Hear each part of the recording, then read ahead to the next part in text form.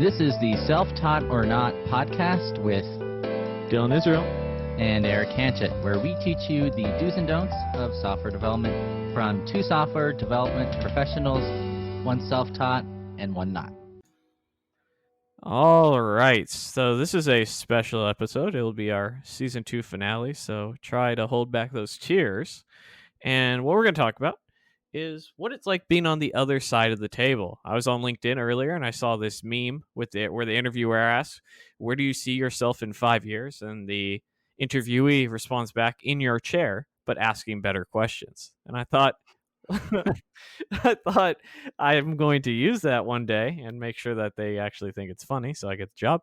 And also, I said, why don't we talk about what it's like to be the interviewer and make sure that we can excel at that, because it's just as important, especially as you go and progress your career. Yeah, I think we've all been on that other side of the table where we're getting grilled and we're nervous and we don't know what to do. We don't know the answers to all the questions. We have the anxiety, imposter syndrome comes over. But I think it'd be fun, and I think this is a good topic that you came up with, Dylan. Just talk about the other side. What's it? What do the interviewer? How do they feel? And what can we learn from our interviewees that we do?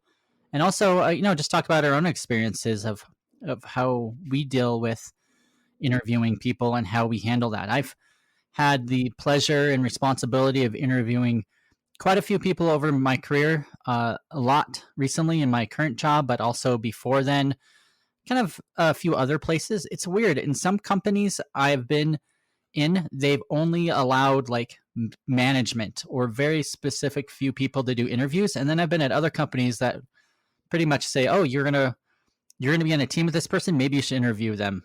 What has your experiences been like? Yeah, I would say at the company level, it kind of depends on the organization that you work for. So many places are very specific about their culture. You can't see this, but I'm doing air quotes because I think corporate culture in general is all just like lies and manipulation. I just think, anyhow, that's a side tangent. But I would say the smaller the company, the more hands-on that organizations want to be about who gets hired. But as you go to medium and large size companies, I think more and more they just don't, they can't, the upper management doesn't have the time to deal with that many employees coming in and out. And two, there's a little bit of an understanding that these are the people who are going to be working with you, and it's important that you think they're a good fit for the team. And I think that's one of the items that I think is most important, is that the people who do the job think you're qualified to come in and do the job. I like that. It's interesting. I really like always like I remember even starting my career off in doing tech support. Anytime they were hiring people, I was always like, "Hey, I can help hire people. Like, bring me into the conversation," because those are the people that I'm going to be working with, and I'd like to have a say on who we hire and who we don't hire. But it feels like it's almost like a privilege in some companies where it's like, "Ooh, we only allow these people to do interviews and everybody else can." I think if in a perfect world, if all your employees should have a chance to interview people, like, I think that's great, because then you get diverse opinions of people. I mean, we don't all think alike and we don't all act alike. We don't all look alike. So why not have multiple people from different backgrounds interview people? And that way you can kind of have a better judgment of who you want to hire. I think that's makes a lot of sense. And going back to what you said about these are the people that you're going to be working with every day. And if these are the people you're going to work with every day, then yeah, you should have an idea of who they are. Now, let's keep this honest, that not everyone knows how to interview, and not everyone understands what they're looking for. So I think there needs to be some training involved. Like, I don't think anyone should just do an interview without kind of giving the guidelines of what questions to ask and how to evaluate someone. And also there is a point in all organizations where it's just too difficult, I would say, to have, there's just so many applicants and so many people coming in and so many interviews. There's like just a constant amount of people leaving and coming in every year. That's impossible to, have a super consistent way you interview people, and you can't always have the same people interview people. But I think you can strive to do okay. I mean, it's never going to be perfect. Like, the interviewing process in any organization is never going to be perfect. There are going to be people that end up you end up hiring that doesn't work out. There are going to be people that you don't hire that you probably should have hired. And it's like an imperfect process. And we're not going to get into all the different ways you interview people, but I think that starting off with just having multiple eyes and multiple people looking at candidates is a good idea. Yeah, and I think with the FANG companies, what I've read and have heard when I've interviewed with them is that they go through interview training a lot of times. Sometimes you'll even have like a ghost interviewer sit on the outside and watch the main interviewer work with you.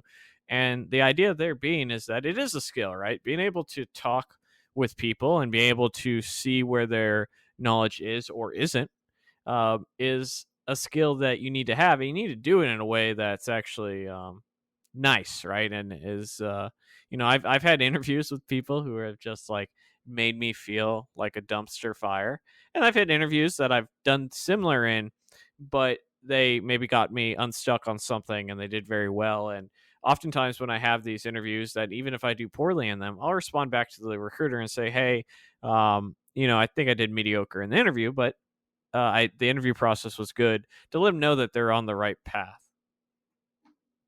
Yeah, it's really easy too. If you're on the other side and you're getting interviewed and you don't get the job, you can be like, "Well, that interview sucked. Those people don't know what they're doing." But yeah, it's hard to like take a critical eye and be like, "Well, I know I didn't do that great in the interview, but that interview was pretty good. Like that guy was nice."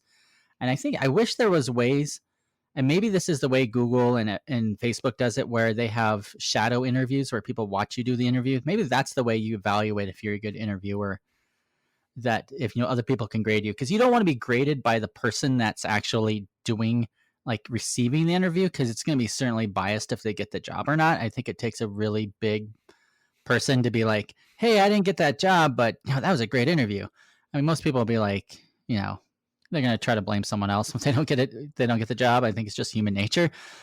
But yeah, I think that idea of someone watching you do the interview is a good way to do it. I don't think I've ever. I'm trying to think back of all the times I've done interviews. I think I've done group interviews, like where it's me and two other people interviewing someone, but I don't think I've ever had someone like critique the way I do interviews. I just want to make one point here, and I don't want to get into this subject, but there is biases out there. I think we all have them, and there's a thing to say about diversity and trying to hire the right people for the right role, but also try to hire a diverse workforce. And I think definitely, like, good organizations, when they teach the people doing the interviews, they bring that up. Like, that should be a conscious bias, and that we should call it out, and that we need to put together our interviews in such a way that it kind of promotes diversity without, just handing jobs to people that are unqualified. Yeah, so let's talk a little bit about actually interviewing, right? So, um, you had mentioned about making sure that we sort of give everyone a fair shot. And to that point, one thing that I do is that if I know ahead of time of what role I'm interviewing with, assuming it's not the first interview, by the second one I have an idea of what I'm hiring for. Is I actually have my questions listed out ahead of time, and although I don't ask the exact same question to every applicant, of the 20, 30, or 40 questions, I sort of have different groups on there. And I'll ask similar questions for every applicant because I want to get a baseline of where they are in comparison to other people. And so sometimes you'll do 2, 3 interviews a day. And it's not always necessarily about getting it all right, but seeing how you compare to other applicants is just as important. Having like a paper and pencil or some kind of note-taking application that you can take to like physically write down notes during the interview is really helpful. And I've noticed too, when you ask, maybe you have the same 20, 30 questions you asked each candidate, but you'll find out that candidates have a lot of different ways they answer a question. So you may have one candidate come in and give you the textbook answer for it, and then you have another, but that's very rare. Like, sometimes you get like that perfect candidate that has the textbook answer, especially for these technical topics. But sometimes you'll get like answers that are not quite right, or like they're 90% of the way. And so just like by writing notes down and be like, well, yeah, he sort of understood this concept, but not quite right. Like, for example, I might ask a question on the box model, which in CSS is a pretty common it's pretty common CSS. It talks about margins and padding, and and positioning a little bit, and how that relates, and borders and things like that. So if you can have someone talk intelligently about that, they may bring up, you know, there's something called margin, and there's something called padding, and the padding is inside an object and margin's outside, and you can position it this way. And they may kind of like, but they may forget some key points, and you kind of have to like not just discount the whole answer because they forgot a few key points, but you might be able to kind of still give them kind of a grade on them by making notes. That's helpful. Do you ever have that issue where you get a candidate that sort of gets it right but not quite? Yeah, Is that and more common? yeah, I think it's, it's not only sort of gets it right, but doesn't go into as much detail. And so I press them to see. I think a good question, and this isn't always the case with certain things, is one that requires multiple levels to see how detailed. Like you could say, "Hey, tell me about asynchronous programming, for instance. What do you know about it in JavaScript?" And you can keep pushing to see where their knowledge ends. And so if I push and they don't have anything else to say, or they say something incorrectly, usually what I do, because I have this printout, I print it out for each interview. I give them a point, 0 if it's wrong, half if it's partially correct, or and 1 if they did an excellent job. And that way I can kind of have an idea of, and it's not like this, oh, you got to get like a 7 to pass or anything, but more so. So it's hard to take notes so detailed while still paying attention. I simply score based on how I felt at the moment they answered the question, and then I reference back to it. It's probably better than the way I'm doing it. I've done a little bit of scoring, but a lot of times it also comes down to like a gut feeling. Like you can tell after two or three questions if they sort of get it right or they're completely wrong. They're like, maybe this guy isn't quite right. But you got to be very careful with your gut feeling because your gut feeling might have some biases. So being able to prepare empirical evidence is much more reliable. So if you could be like, hey, I asked these guys three questions, they got a 0, 0, and a half a point. That's better than like, hey, I asked this guy three questions and he kind of didn't get it right. And I don't think he's the right fit. But I think like more data that you can put down and more evidence that the person didn't get it right, either by a scoring system or by writing down their answers and evaluating it later if they're right or wrong, is a good choice. It's funny. I've also had interviews too where you get like the fast talkers, and I'm one of those people that kind of, if you listen to this podcast, sometimes I get into pretty fast rants, but a lot of times I'm slow and methodical with my answers. So I'll be asking questions slowly like this, and they'll just rattle off an answer. And you could tell like they don't quite understand it, or they'll add in like technical jargon that just kind of throws me off a little bit. And you almost have to go back through and then like, what did you mean by this? What did you mean by throwing in this technical jargon word that doesn't really make sense? Um, it just kind of happens. And also, I'll give the benefit of the doubt to the people I'm interviewing because I know they're nervous, and it's not always easy to come up with these answers off the top of your head.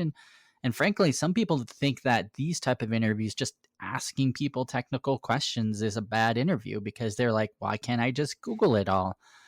But my answer to that is always like, you should know these are fundamental questions that you should have learned while working with these technologies. And I don't ask gotcha type questions that you can, tell me the distance between these 2 points on this page, or what's the exact line height you should use. I don't like ask specific Googleable type trivia questions. I try to ask fundamental questions. Yeah, and I think that's crucial. Which is like in the async example is a typical type of question that I'll ask. But I've been in interviews where someone has literally asked me, "What is the Angular CLI command to update from one version of a component to the next," or some crap like that? And I was like, I don't know, man. I barely use the CLI. What do you want me to do? Like, what's there? I create a component and I create a project. Press ng serve to run it. Like, what are you asking stupid questions for? Like, but I get the intent of, you need to ask more fundamental questions. And one thing that I like to ask more technology based questions. While my tech lead, when he does interviews, he asks about more higher level things, like maybe talking about, hey, can you design this service given this criteria? What would your schema look like? How do you test your code? What do you do for testing? And do you have any quality control standards and things like that that are a little bit higher level? Because that's everyone's going to interview slightly different, but that's what's important to him. The assumption, and this happens a lot too when you interview for a lot of these FANG companies, is like you may be going in for like a front end role, but they're not going to ask you anything about HTML, CSS, or JavaScript. They're going to ask you about what they perceive to be fundamentals, space time complexity, big O notation, algorithms. So, every organization is going to be slightly different, but I like to make sure, at least with the people that I'm interviewing, that they understand the core foundational languages. I don't really ask questions about like frameworks and things like that. Yeah, so long as you can answer the fundamental questions for whatever tech, I think you can ask some framework questions, long as it's based on like the fundamentals of that framework. Like someone might ask you, what are some lifecycle hooks in Angular or React or or Vue? I think those things are okay to talk about, or how you like what kind of testing libraries are you used to, or what have you used. But I think that's a good point you made, is to not, and kind of what I was talking about before, is to keep it to the fundamentals, and then don't ask you those gotcha Google type interview questions, but also kind of broaden it up. Like ask a little bit more system architecture type questions, like how would you architect this service, or how would you handle this problem. So I think maybe a combination of both is good, and it's good to be maybe do an interview with multiple people and have one person be like that. Here, let me ask you the fundamental questions of Angular or React or whatever. And then here this person's going to ask you more like, what's your thought process behind designing a component, or you're designing this feature here. So having multiple viewpoints, I think would be helpful, and you kind of more find out what the candidate knows or not. Because at the end of the day, what you don't want to do is hire someone that just like gets lost on the first day, like's never worked with services and barely worked with React, or doesn't remember anything. Maybe they worked in Angular Vue 2 years ago and they don't remember anything. So I think that's the risk of just hiring someone that's going to be a huge slog on the team instead of a bonus. Yeah, and when you're interviewing, I always make sure to ask something other than just a question about, the technologies and so that. I look at their resume and I see one thing that interests me before the interview, and I'll highlight it. I usually print out their resume. And I'll highlight it and I say I'm going to ask them to go into detail about this project, or to tell me more about a side project or their last workplace, about this specific bullet point that they spoke to, and see, one, if they can speak intelligently about it, it seems to be true. A lot of people lie on their resume. And two, just to see their level of participation. And I always try to make at least one question based off that, because so often you get into these interviews and you just go straight into technical mode. Okay, we're going to talk about JavaScript, we're going to talk about this, we're going to talk about system architecture, that you don't even really talk about their experience. I would I that's a good tip. I would say though, be careful, because I have seen some resumes that have been done through recruiters and recruitment agencies and things like that. And what they'll do is they'll take like if you were looking for a job now and you went to a recruiting agency, they may take your resume and redo it. And what they do is they take all the technologies that you've ever worked with or even touched, and they list it on their resumes. So that way that it gets through some, through whatever HR gatekeeper is out there, or maybe some of these companies have, they just take all the resumes and they put it through some app to like rank people, and they use keyword searches and everything. And I've seen resumes that are just lists of keywords like JavaScript, HTML, CSS, jQuery, Angular, React, Vue. I mean, every like RxJS, and they're just lists of words. And so like you're going to the candidate and you'll be like, hey, can you tell me like about jQuery? It's on your resume. And like, oh yeah, I worked on that 3 years ago, and I don't remember too much about it, but it's this. So I just depends on the resume. But if this is the resume coming from the person they handcrafted themselves and they put a bunch of different technologies. Most likely, they don't know all those technologies, or at least not very well. And that might be a little bit of a red flag. I always think that when I put together my resume, I only put in technologies that I can like just actually talk about. But I found in the real world, especially working with recruitment agencies, that's not always the case. Yeah, I'm kind of the same way. I only put things on that I think are relevant, or for that matter, technologies I want to work in. So, like, even though my very first job worked in PHP and MySQL, you won't find it on my resume because I don't even want to be considered for roles that work in that.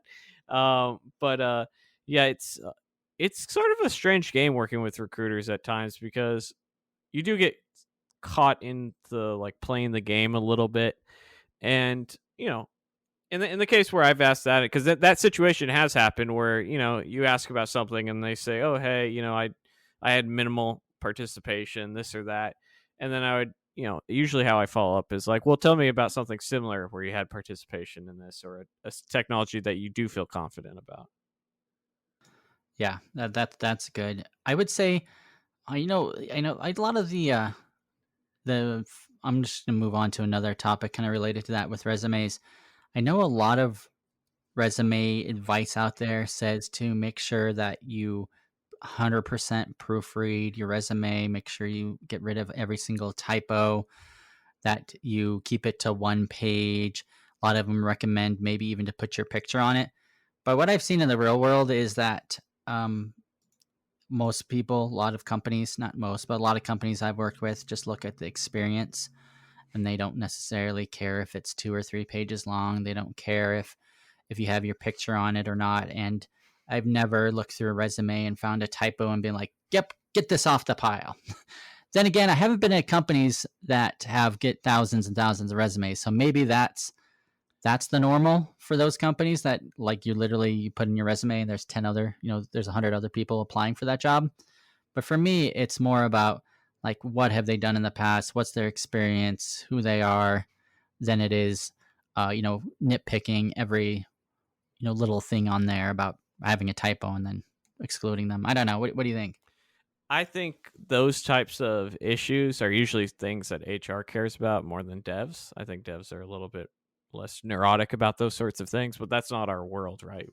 By the time someone gets to a dev to be interviewed, they've essentially already been approved by HR, and so HR has gone through 100, 200 resumes, and so they're a little annoyed.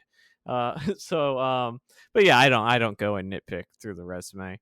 It does remind me though that of a random thing that happened to me where I was doing a video on resumes for the YouTube channel, and I changed the phone number. Right, I didn't want people calling me, obviously from the internet, and then I forgot to change it back when I downloaded it again. I started applying for jobs at the time, so I was sending out this for weeks, like a resume with the wrong phone number on it.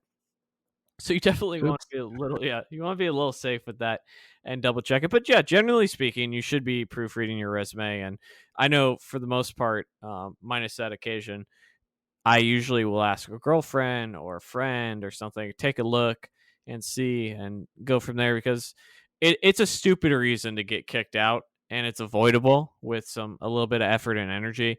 And, we've talked about this again and again, but looking for a job is just as much as a job as a job. And like you have to really approach it with that mentality. I guess I didn't think of it that way. I think of like when it gets to me, it probably has been gone through a few times, but at least for me, when it at least gets to me, that wouldn't be a criteria that I would care about is some of those things. But you're right, could maybe HR would be. Yeah, definitely kudos on the getting extra people to look at your resume. Also, I think as an interviewer, you should take a few moments, if you can, to look at the resume before you talk to the person. Look up their GitHub if they have a GitHub listed. Maybe download one of their projects or at least take a look at one of their projects. Get you an idea of who they are. And this is really great for new developers that are coming in. If you make it past the HR stage and you get to actually interview with me, I'm going to take a few moments to look at your GitHub repo. I'm going to take a few moments to take a look at your projects. Now, I think you should make this as easy as possible for the interviewer. So a lot of people can think like, oh, why don't they just download all my projects and compile them and run them? And why do they ask me questions? I've done projects on these. But you got to realize, even when it gets to the point of an actual interviewer, they might have like five, 4, 5, 6, 7 interviews. And they don't have time to like download all your repos and compile them and run them. So if you can make like a website, like a portfolio site that actually has the the websites and projects that you have worked on listed and compiled and working, that would make life much easier. I will say though, when I'm hiring for senior engineers, like having a portfolio is like nowhere near a requirement at all. Like if I see you have 10, 15 years of experience in all these different technologies, I'm going to go off of the answers you give me. We don't do take home projects, although I've worked at some companies that have. I'm like, those are what's going to base it. I hardly ever look at portfolios or personal websites or anything like that. Yeah, uh, I'm always more intrigued by personal projects than anything else. And so, like, that to me, especially just because it's such a big part of my life, it makes me more interested in candidate. But there's plenty of developers that I've interviewed who don't have that, but still get interviews because it's not always what HR cares about. They care about skills and years of experience more than anything else. So you can't really control that. Like if it was up to me, I was just talking earlier today with a colleague of mine. It's like I we should give more junior developers shots and go from there. But most organizations they want to hire people who, in their eyes, are already up to the task. But I like junior developers because they have room for growth and they don't have as many bad practices and their opinions are more fluid than senior developers. As we sort of grow, we continue to have our own standards and things like that, and we get a little bit more closed off. While if you're working with juniors, you can sort of mature them in that direction. But that's when those projects and those portfolios matter the most, in my opinion. Yeah. Yeah. I think it's a time thing too. Like they look at projects that are due and they know if they have a junior developer, it's gonna like they're like twice as slow as a senior developer, or at least not all of them. Some of them are super fast, but by the most part, you're gonna have to spend a lot more time with them. So it's not very. I don't know. Not a lot of people love that. Not a lot of companies like that idea, which is too bad. I'm in the same thing. Like I'm in the same boat. If a great candidate came along that was a little more junior, I would love to interview them, but a lot of companies don't have that option or they don't look for those people. What else do you look for in your during your interviews? Like if you were, what other tips would you have for interviewees being an interviewer? So when I push in on some of these questions, where it's like, "Oh, you got this part right," if I push a second level and they completely get flustered or they won't try on any of the questions, usually this is happening. It's more on like algorithm type problems where they won't even try. I've had people say, I don't know, I'm not even gonna, and I try to lead them, but they won't even put their first foot forward. There are certain things that I'll just eliminate a candidate for. And not giving something a shot is one of them because it just means like, oh, well, what happens when you get stuck? Like, or, or senior developers who have years and years of experience, but are still,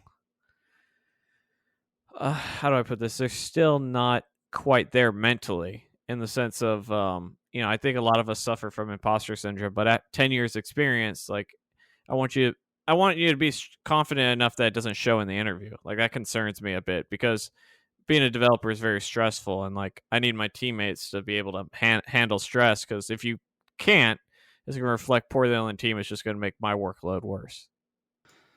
Yeah, I agree totally. It's one of those things that I've talked about imposter syndrome several times, and I'm the one of those rare people that I feel like I'm pretty confident in what I do, and I don't get imposter syndrome often. I do get anxiety when I have different deadlines coming up, or there's different things that I don't know how to fix, but I'm pretty confident that I can figure it out, and I don't have this feeling like I don't belong or something.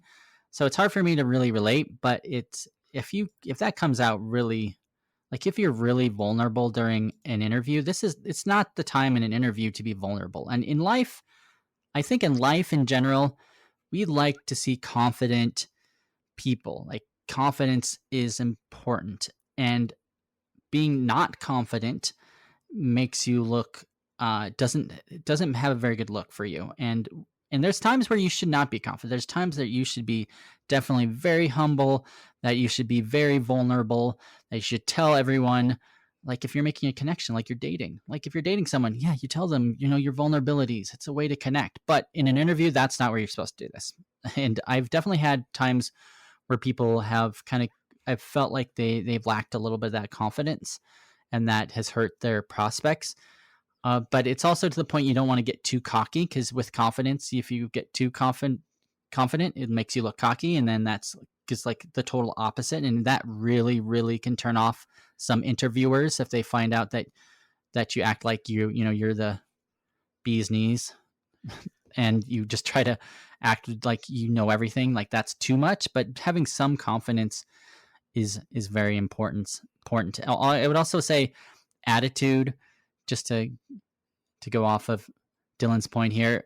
The attitude is really important. I've been in that same side. I remember doing an interview at a big FANG type company, and at one point they asked me at the end of the interview how I did, and I'm like, oh, I just did horrible. I know I didn't do right. And I just realized right after I said that, like I kind of just showed them all my cards. Like at that point, the interviewer might have thought I did great, but now since I have vocalized that I did terrible, I didn't think I did very well, it made me sound like that became reality. But if I would have just gone in there and be like, there was some things I didn't know, but now I think I did good. Even if I didn't do good, I think that would have been a better answer than coming in being like, oh, I did terrible. Like that's worse. And I think that showed like a kind of not a great attitude. Yeah, and I think attitude's important as well as being realistic. Um, but another thing I always like to ask at the end of the interview is what someone bring if it's not apparent. So like hopefully you've made it apparent by the end of the interview, but I try to find out if I'm hiring for my team what unique thing you bring to the team, because I think it's important for managers and devs to understand that when you hire somebody that they need to add something new and not just be another person, I guess. And that will make the whole team grow because of it. And so if it's not apparent, I'll ask like, what makes you unique? What do you bring to the table? And I try to find that out throughout the interview by reading their resume and interacting with them. But I like to ask that question because that's something that means a lot to me when I'm interviewing candidates. I love it when I interview someone and I could tell that they know a topic better than I, and that they really bring something unique to what I'm doing. So, because as a developer, there's so many different technologies, there's so many different techniques, there's really cool things coming out every day. But if you hire somebody like, hey, this guy's an expert in CSS animation, like, wow, that's kind of a cool thing. Like, I'm not an expert in CSS animation, bring him on the team. Or just like having those things that you can kind of point to, like, yeah, this guy brings a different perspective, or this guy has really strong strengths in these places, and that will really help us. That really helps goes a long way, as long as they can pass. The caveat being is that they can pass the basic technical interview questions that I ask. They can be really good at, you know, jQuery or something, but if they can't answer what a box model is, they probably aren't going to have much of a chance getting through the interview.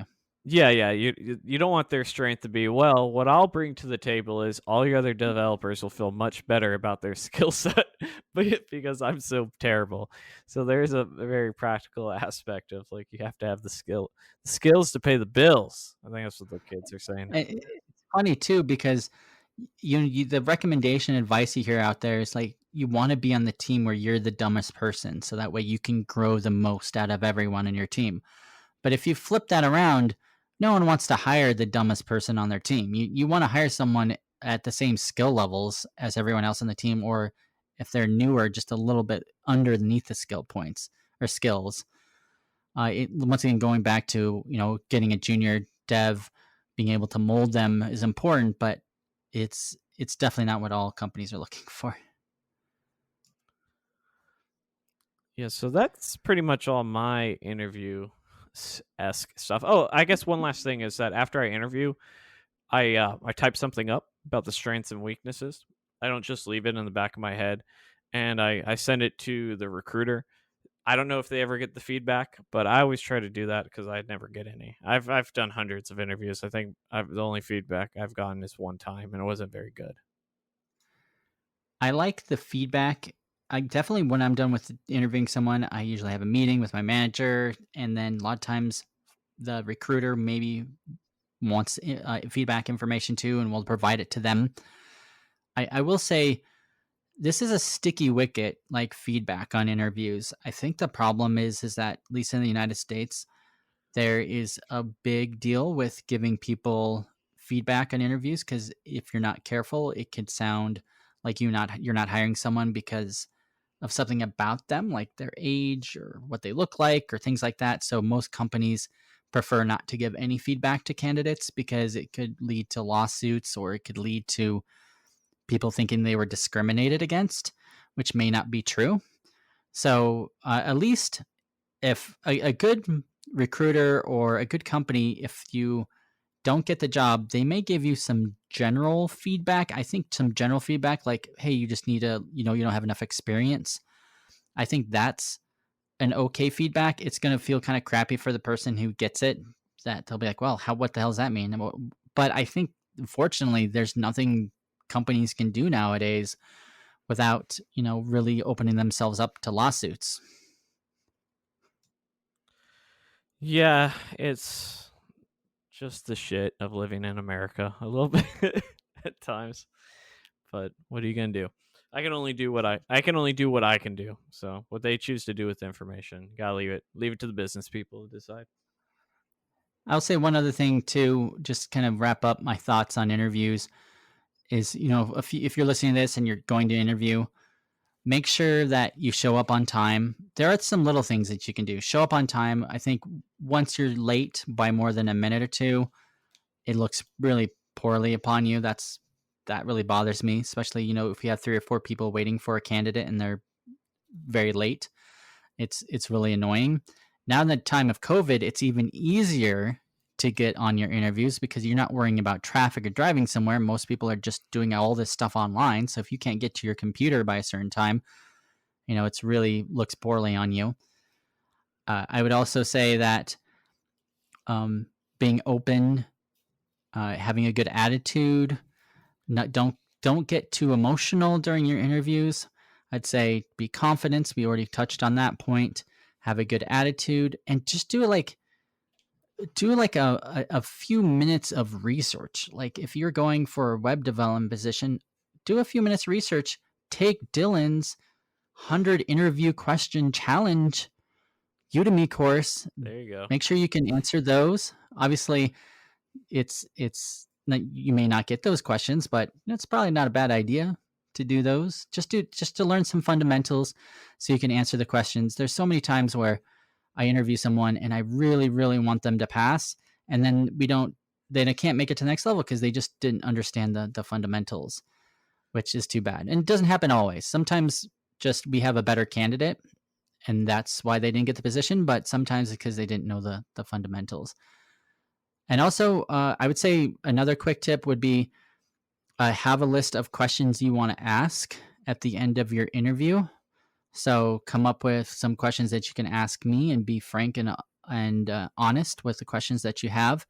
I would say be careful about some questions. You don't want to ask too personal or probing questions. You don't want to ask weird questions about like, what are some things you hate about this job or some things that are negative. I would stay away from negative topics or negative questions if you're asking questions to your interviewer.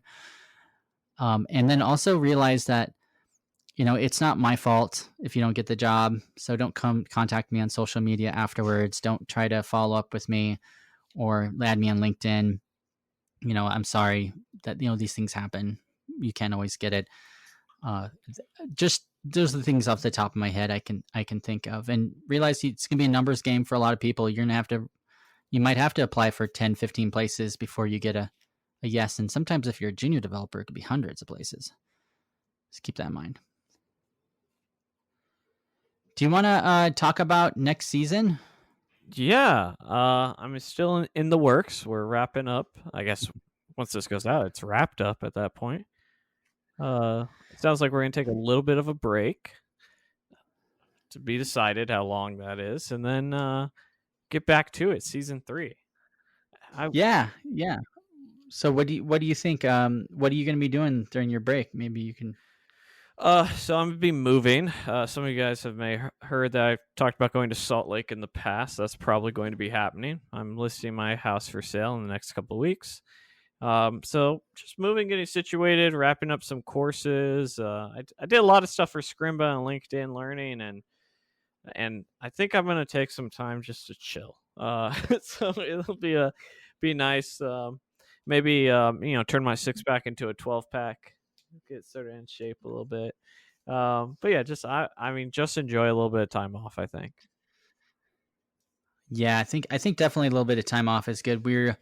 Well, me and Dylan both do these podcasts like basically whenever we have time on the weekends. A lot of times we give up time with our families and girlfriends and friends to do these podcasts. So it is quite a bit of time on our hands. And now with Dylan moving, it's going to be kind of harder. I know for the next few months I'm going to be just working on my YouTube channel. It's something I've kind of been neglecting for a while.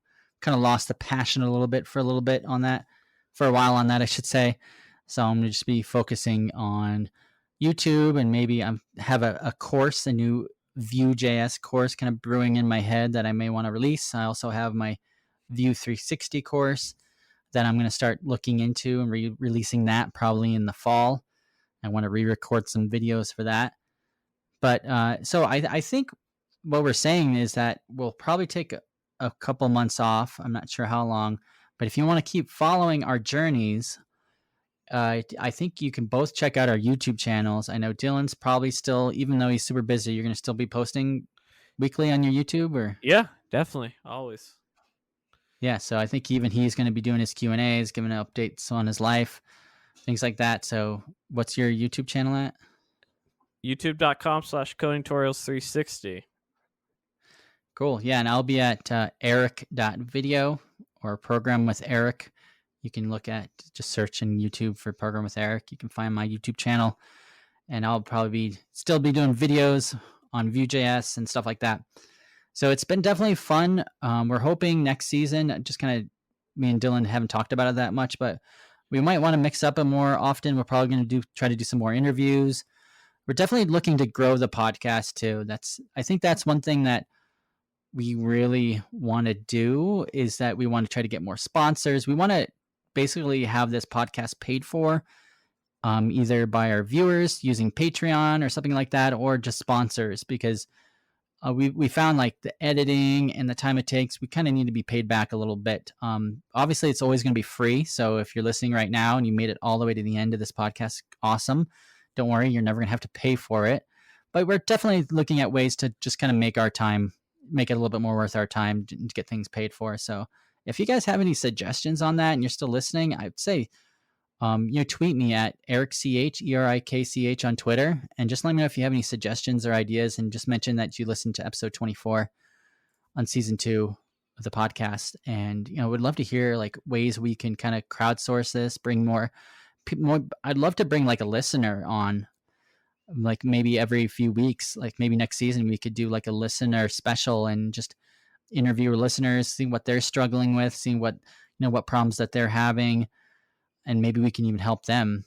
I'm just kind of thinking, we're just kind of brainstorming ideas like that for next season.